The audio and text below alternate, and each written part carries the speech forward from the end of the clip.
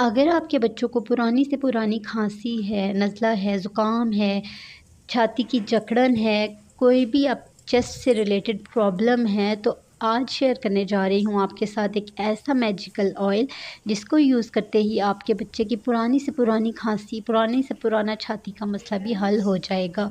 अस्सलाम वालेकुम जी, कैसे हैं आप सब लोग? Welcome to Rushfas cooking cuisine. आइए चलते हैं अपनी रेसिपी की तरफ जी। मेरे पास है हाफ़ कप सरसों का तेल। सरसों का तेल ले लें हाफ़ कप, उसमें 2 से 3